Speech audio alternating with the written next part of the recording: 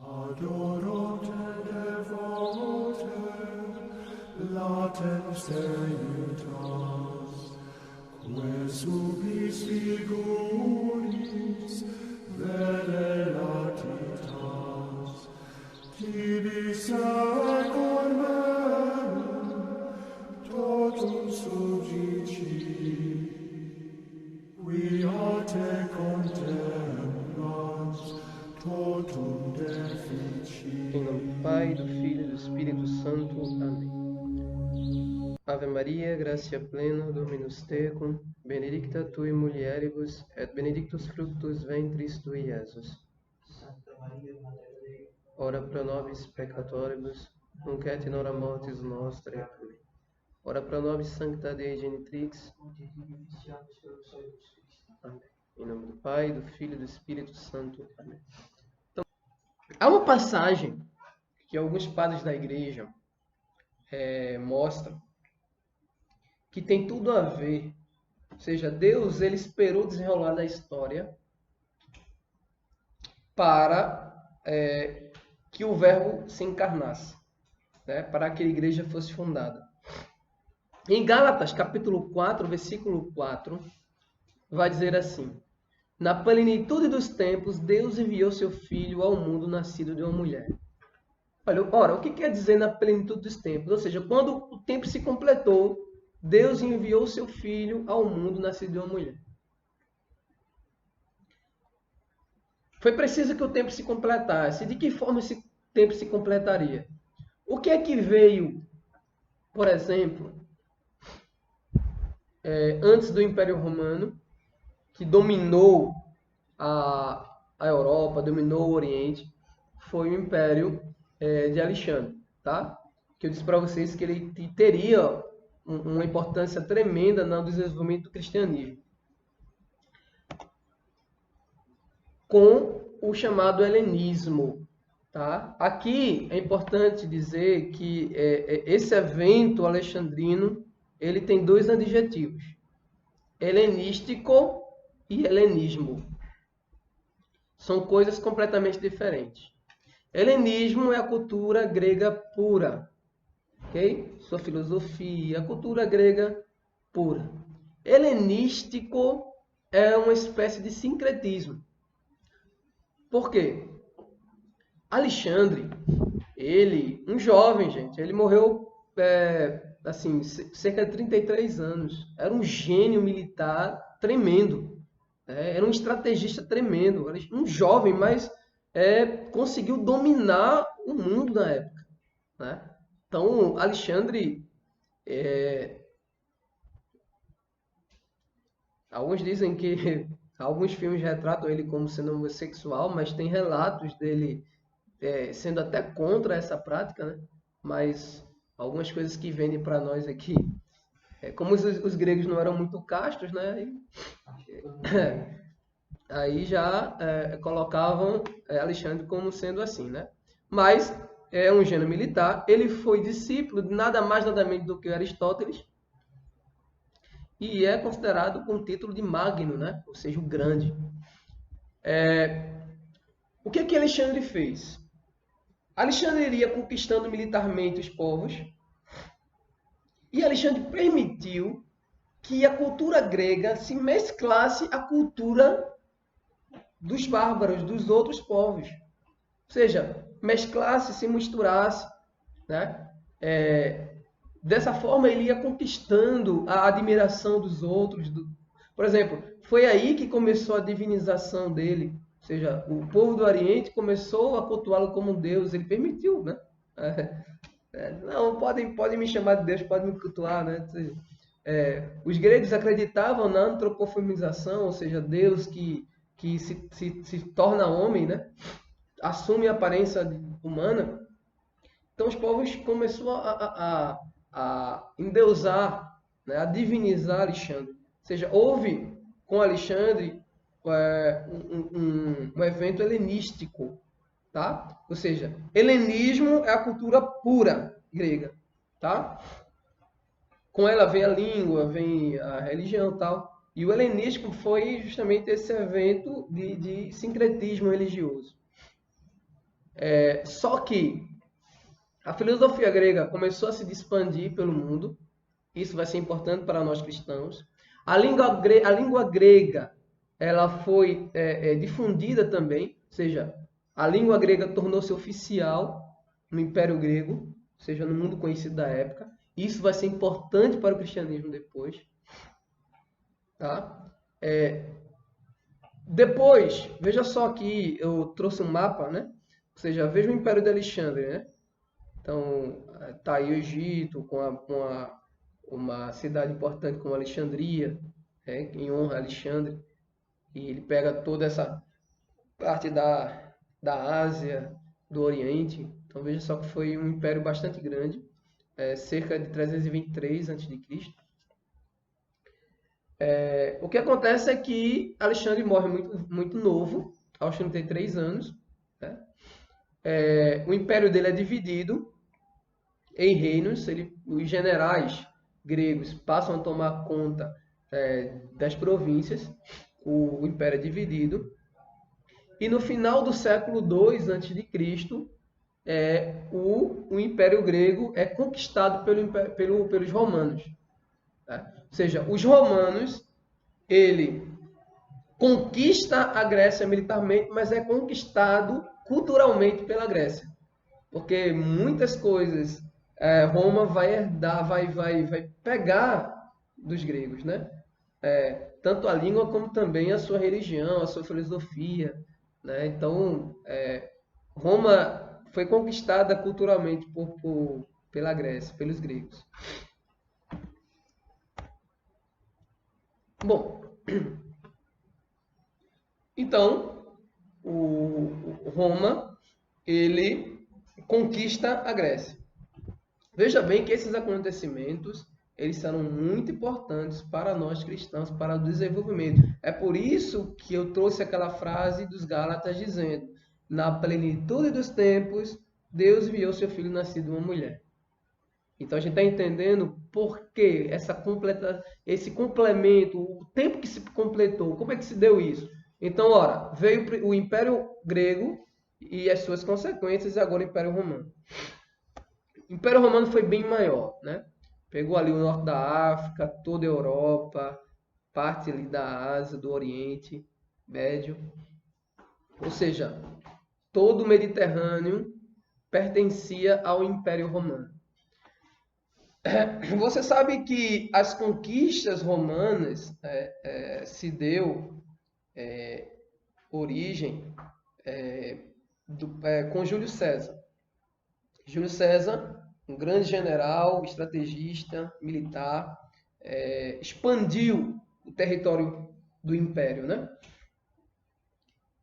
Depois ele se tornou o ditador, porque era república no tempo de Júlio César.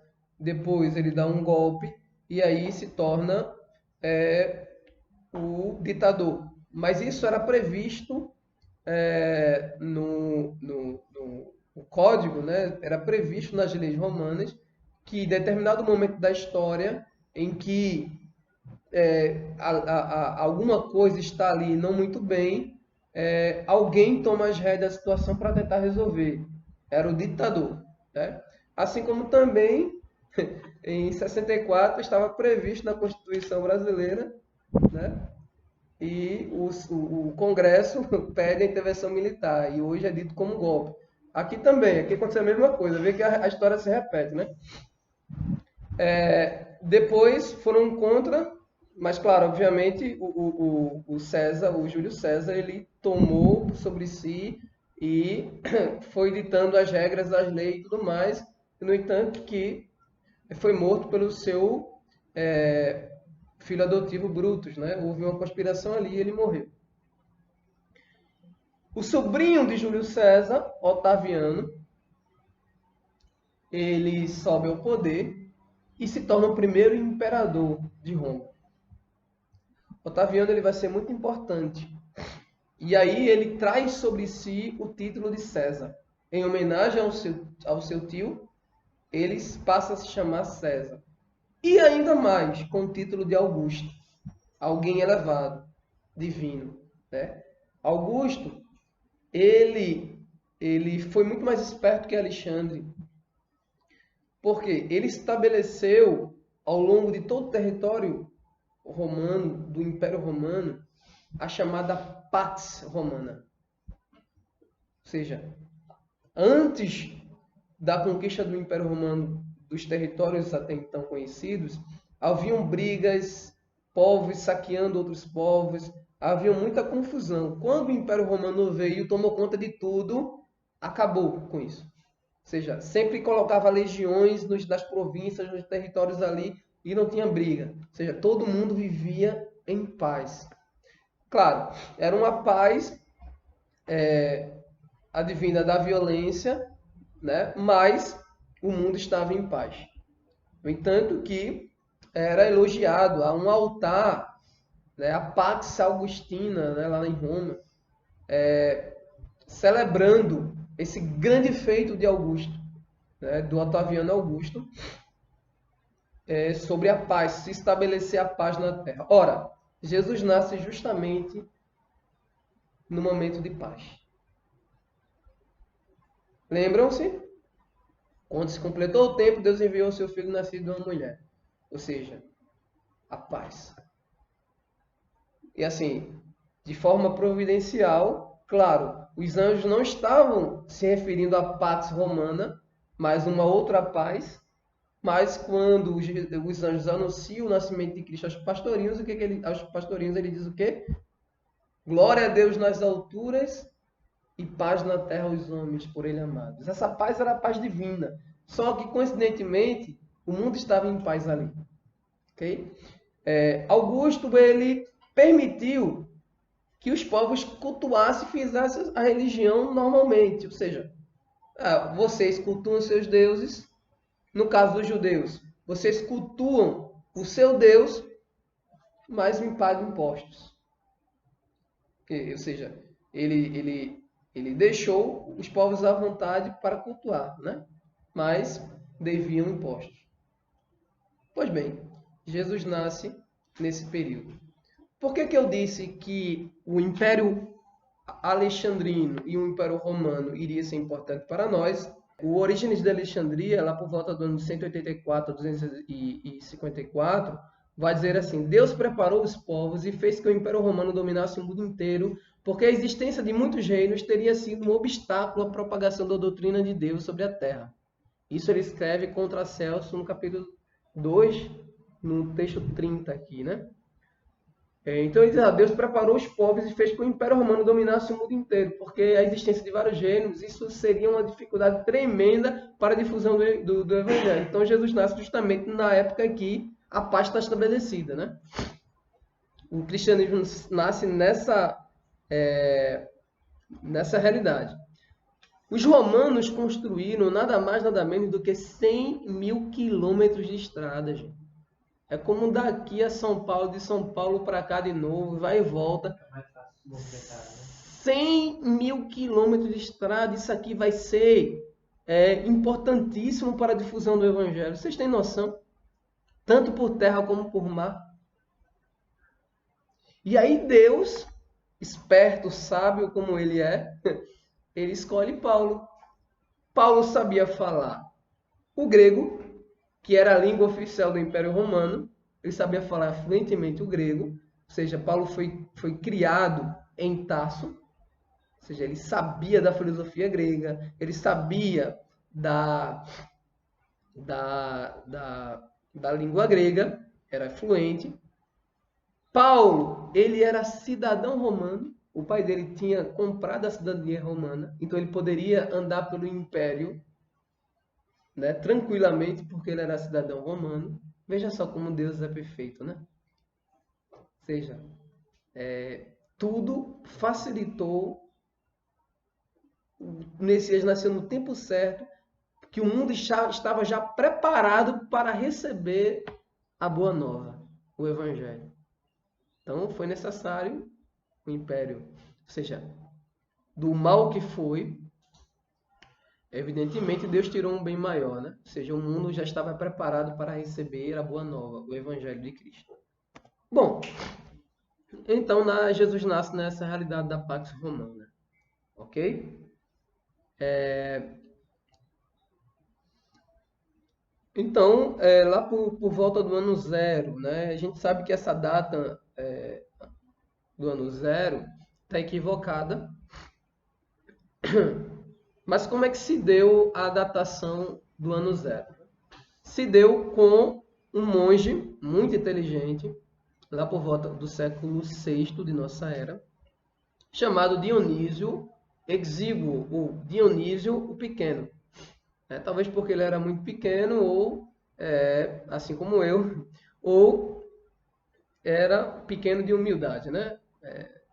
Das duas, uma. Dionísio, ele começou a calcular o ano zero, a mandado do Papa, do Imperador, para estabelecer ali uma contagem, a contagem dos anos.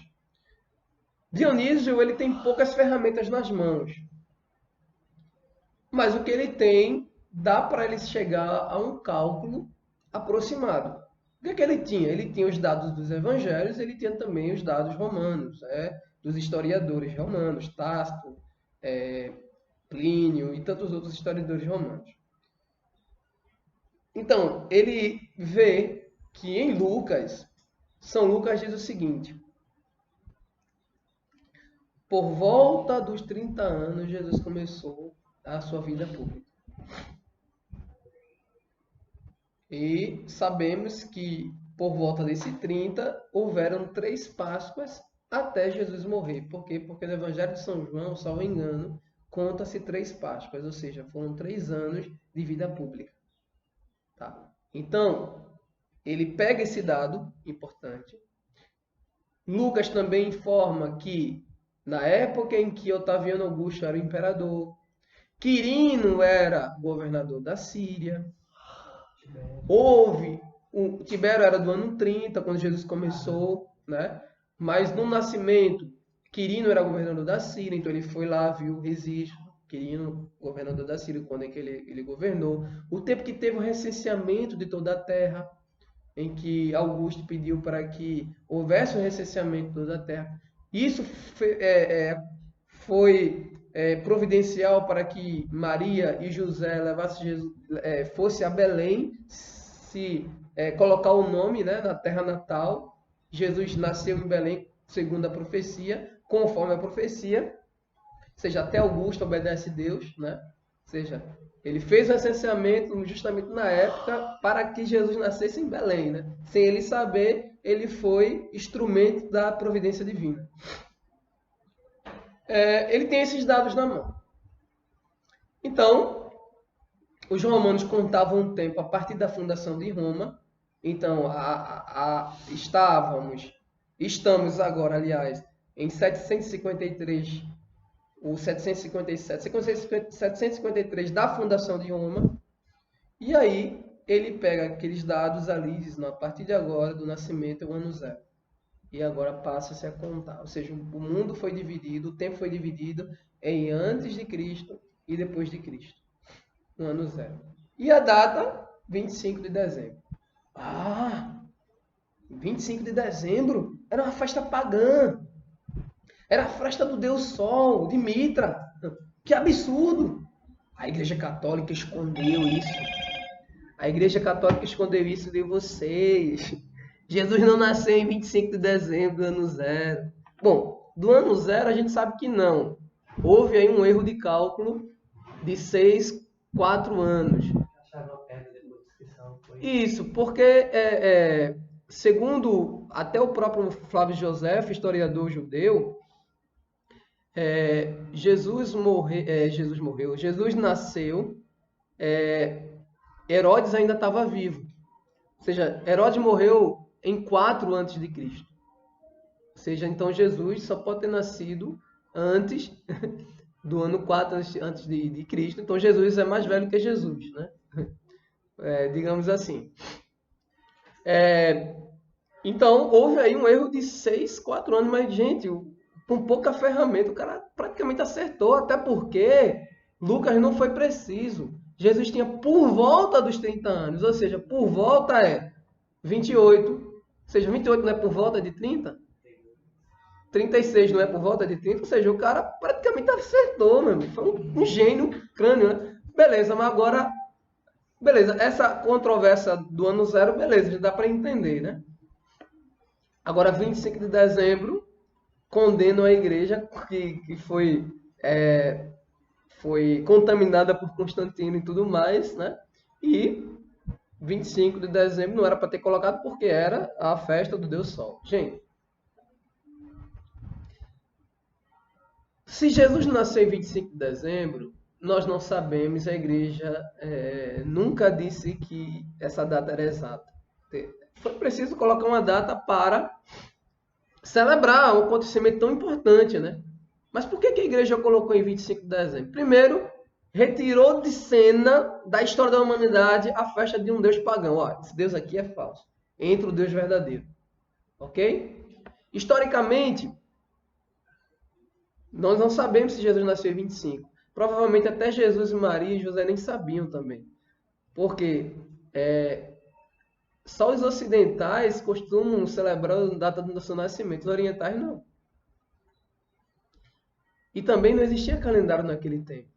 O tempo era contado pela colheita do algodão, do trigo, pela lua nova, lua cheia, lua de sangue. O tempo era contado pelas coisas que aconteciam na natureza. Ou seja, não era interessante, né? Como para nós é interessante a data, né? Então, provavelmente nem Maria sabia a data exata, o dia exato. Provavelmente não. Pode ser que sim, provavelmente não. Mas, teologicamente, faz todo sentido o 25 de dezembro. Historicamente não sabemos, mas teologicamente faz todo sentido. Por quê? Como é que se dava a festa do Deus Sol? Em 25 de dezembro, os pagãos comemoravam a festa do Sol Invictus, o Sol Vencedor. Por quê? Porque a partir de 21 de dezembro acontecia o solstício de inverno no hemisfério norte. O que é o solstício de inverno? É que temos as noites mais longas do ano. Ok? 21 de dezembro aqui no hemisfério sul é o dia mais longo. No hemisfério norte é a noite mais longa. Ou seja, a Terra não é plana, né? Como alguns dizem. Como é? Pois bem, os pagãos viam o sol se esconder em 21 de dezembro. E o sol começava a brotar, a iluminar, a vencer em 25 de dezembro. Então era a festa do sol vencedor, do sol vitorioso, do Deus Sol. Por que eu disse que teologicamente faz todo sentido 25 de dezembro? O que é que Zacarias, o pai de João Batista, diz? O sol nascente nos veio visitar. Olha a profecia dele. O que é que diz também a profecia? O povo que anda nas trevas viu uma grande luz. O que é que Jesus diz? Eu sou a luz do mundo. Ou seja, Jesus é o novo sol. Jesus é o verdadeiro, aliás, é o verdadeiro sol que ilumina tudo, que dissipa as trevas. Teologicamente faz todo sentido nessa data. Porque a luz que vence as trevas, a verdadeira luz, então a igreja, olha, essa daqui é a verdadeira luz. Então, teologicamente faz todo sentido. Então, celebre 25 de dezembro com toda a felicidade, porque não é uma festa pagã. É uma festa do sol vencedor, do verdadeiro sol, da verdadeira luz, que é Cristo Jesus. Ok? Então, os pagãos já não celebram mais o Deus falso, e sim agora o Deus verdadeiro. Dito isto, acabam-se as controvérsias, ou seja, 25 de dezembro, Natal do Senhor, ok? Mas há uma pergunta, né? Jesus Cristo existiu mesmo? Assim, para estudiosos sérios, honestos, a existência histórica de Jesus Já não tem mais controvérsia. sim, é incontestável, né? Tamanhos são os documentos. A existência, porque Jesus, historicamente, nós cremos. Ele veio, ele se tornou homem, ele entrou no nosso tempo, ele veio no nosso tempo, fez parte. Mas o Jesus que nós cremos não é somente o histórico, mas ele é Deus, né? Ou seja, Deus que se encarnou. Mas vamos tratar aqui das evidências históricas para que aqueles ainda que negam que Jesus existiu, né? Então, temos documentos de escritores romanos que atestam que Cristo existiu historicamente. Temos documentos judaicos e temos documentos cristãos que provam isso.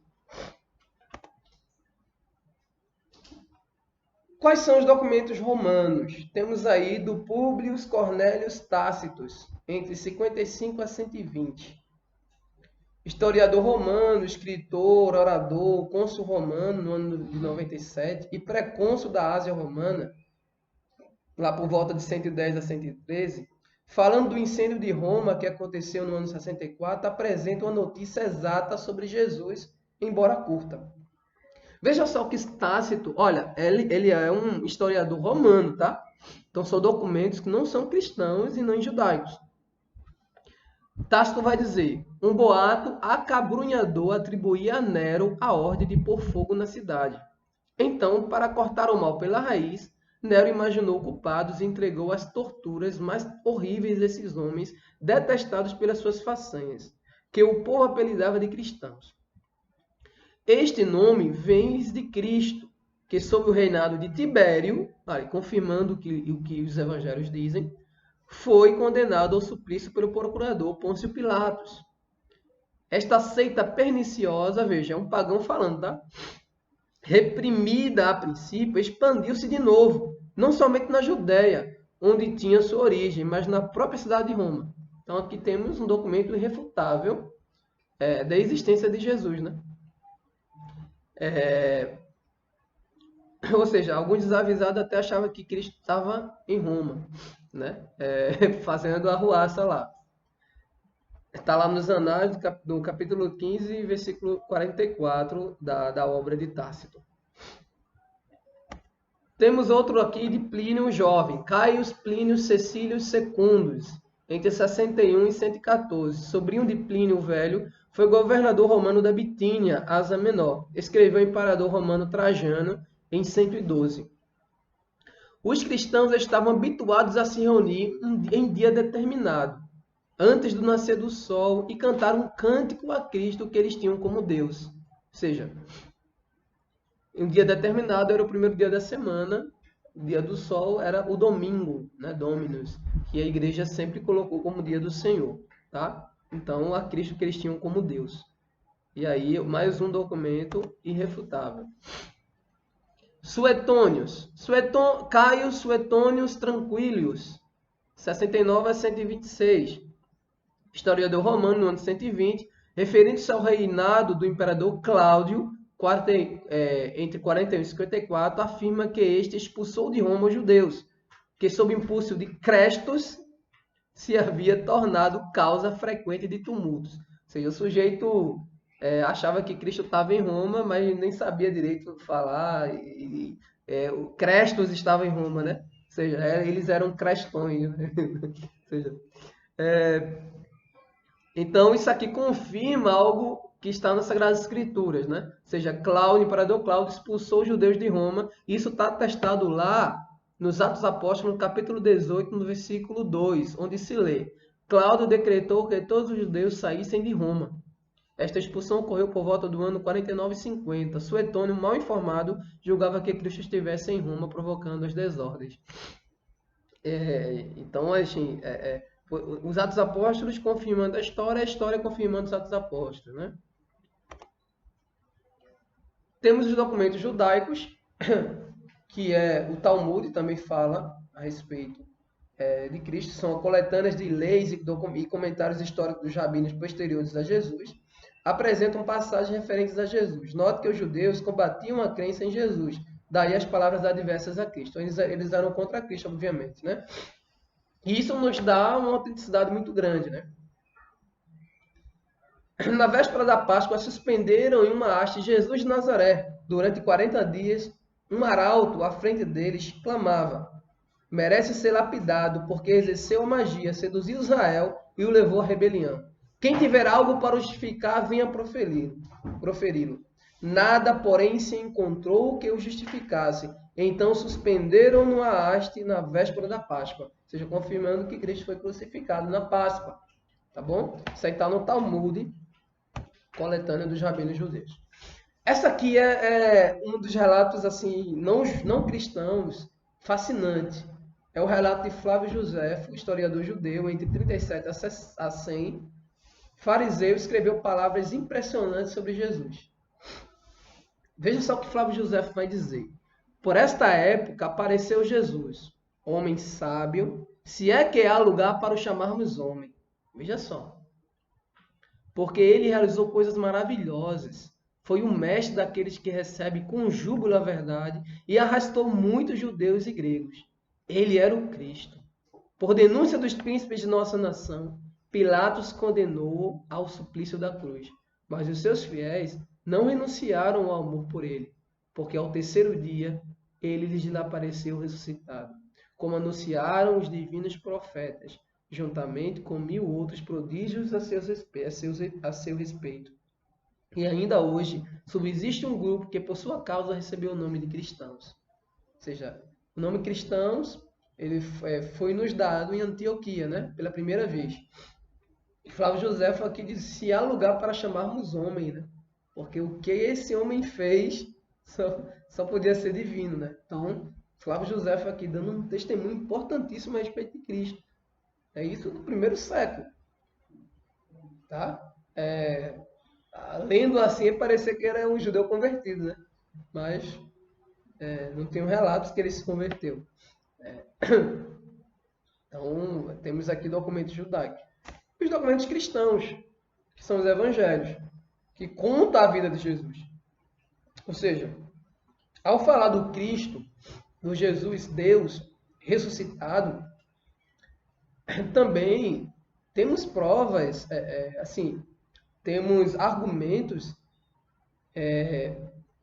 irrefutáveis a respeito da ressurreição de Cristo, né? Porque um grupo de homens simples, apóstolos, analfabetos, com um nível intelectual muito menor em relação aos doutores da lei, fariseus, ou seja, eles eram expostos a tremendos castigos, até a morte, para negar Cristo, e eles, eu não posso negar o que eu vi, ele ressuscitou. Ou seja, essa notícia se espalhou pelo mundo inteiro. Ou seja, muitos deram a vida por isso. Ou seja, ninguém vai dar a vida por uma mentira, por um mito, né? Ou seja, só podia ser verdade, né? Então a gente pode, mais para frente, falar a respeito da ressurreição e trazer alguns argumentos. Mas os evangelhos, eles são autênticos, né?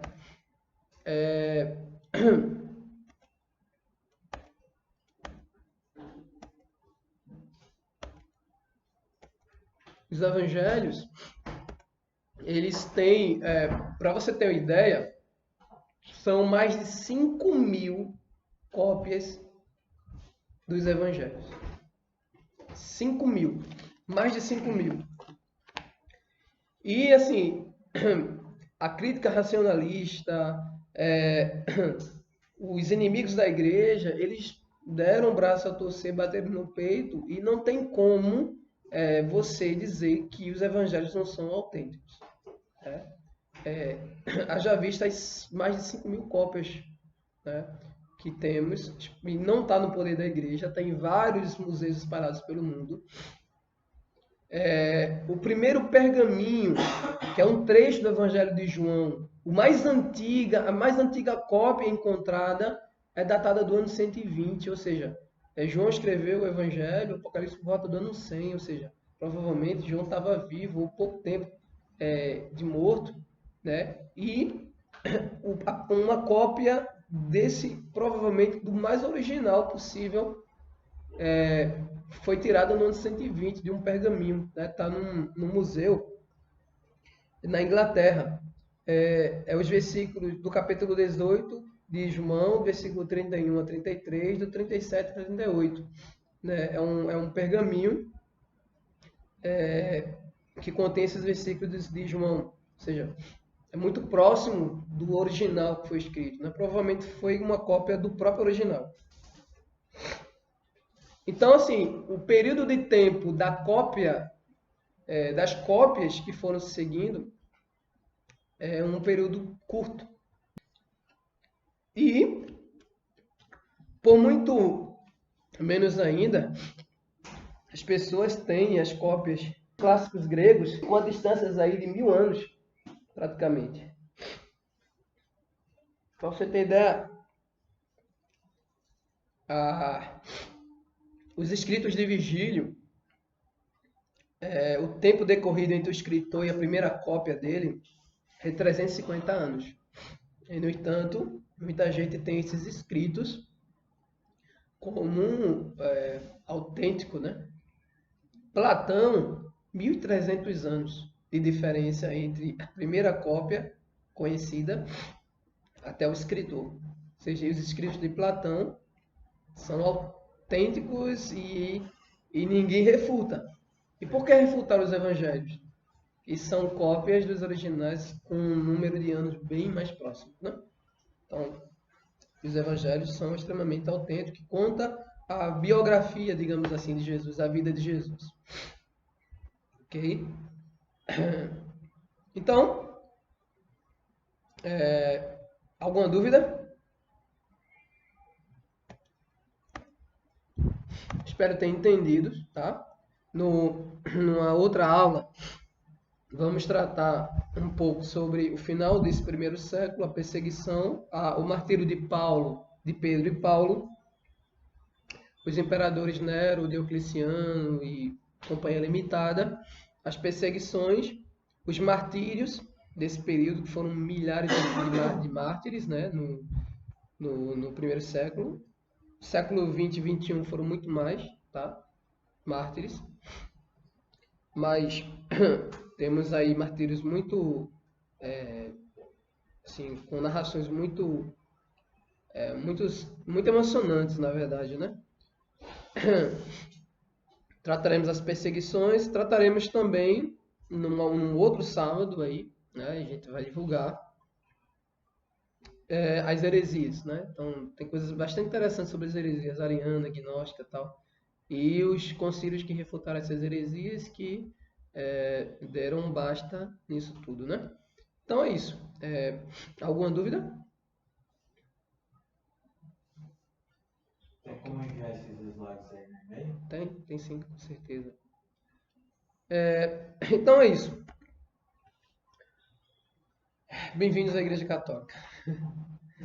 Ave Maria, gratia plena Dominus tecum, benedicta tu in mulieribus et benedictus fructus ventris tui, Iesus. Santa Maria, Mater Dei, ora pro nobis pecadores, nunc et in hora morte nossa.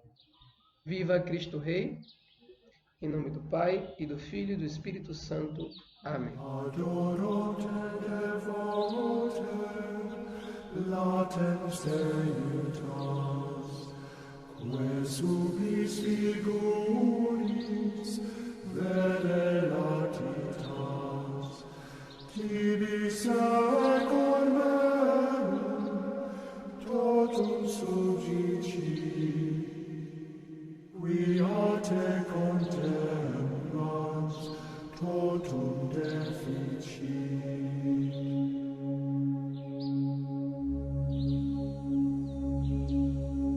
Visus tactus gustus in